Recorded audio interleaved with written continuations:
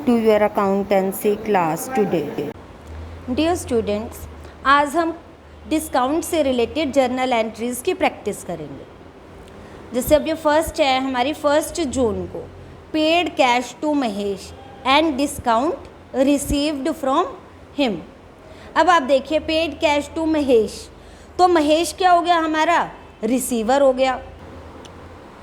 जो महेश है हमारा रिसीवर हो गया, और पर्सनल अकाउंट के रूल से डेबिट द रिसीवर, तो महेश तो डेबिट हो जाएगा। और डिस्काउंट, जब हमने महेश को कैश पे किया है तो डिस्काउंट रिसीव्ड किया है हमने। महेश को हमने 9,000 जो कैश दिया है, गोज आउट जो कैश हो रहा है, दैट इज़ 9,600। अब कैश गोज आउट है तो क्रेडिट होगा, कैश गोज आउट था तो क्रेडिट हो गया। एंड डिस्काउंट रिसीव्ड, ये हमारी इनकम है, इसीलिए ये भी क्रेडिट होगी 400 से। अब आप यहाँ ये समझिए कि महेश को हमने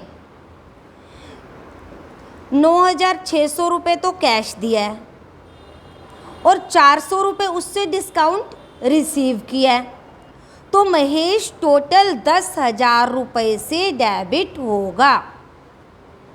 तो हमारी जर्नल एंट्री क्या बनेगी, Mahesh account debit 10,000 to cash, cash जाएगा 9,600 एंड डिस्काउंट रिसीव्ड 400। नेक्स्ट 4 जून को हम कैश रिसीव कर रहे हैं अरुण से 4,900, और अब हमने उसको डिस्काउंट अलाउड कर दिया। अब डिस्काउंट अलाउड किया है तो हमारे लिए, हमें उससे वैसे 5,000 रुपये रिसीव करने थे, बट हम उससे 4,900 रुपये रिसीव करके काम ख़त्म कर रहे हैं, तो कैश अकाउंट डेबिट हो जाएगा हमारा 4,900, डिस्काउंट 100।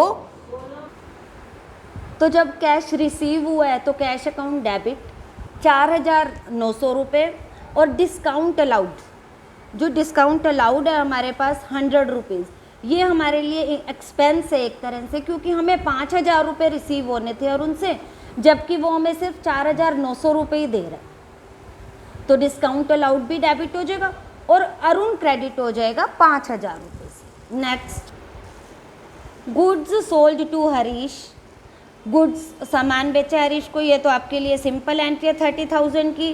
क्या एंट्री बनेगी, simple, Harish to sales 30,000।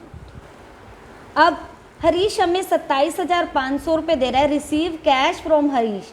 Harish को अभी हमने देखो 30,000 का सामान बेचा था, उसके बाद एक एंट्री और है, हरीश रिटर्न गुड्स, हरीश ने 2,000 रुपये का सामान हमें वापस दे दिया, तो सेल्स रिटर्न हो गया, sales return debit to Harish 2,000 rupees.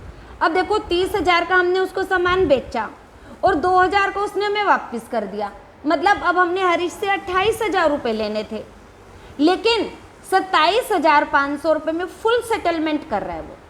Full settlement का मीनिंग होता है कि इसके बाद हमारा अकाउंट क्लोज हो जाएगा, जीरो बैलेंस रह जाएगा। हमने लेने थे उससे 28,000, 27,500 पे वो अकाउंट क्लोज कर रहा है, फुल सेटलमेंट कर रहा है।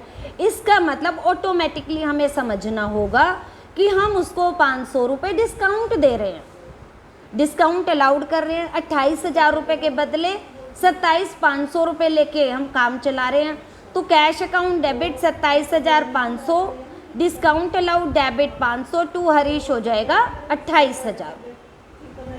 इसके बाद नेक्स्ट 20 जून को sold goods to Gopal of list price ₹60,000 at 10% trade discount.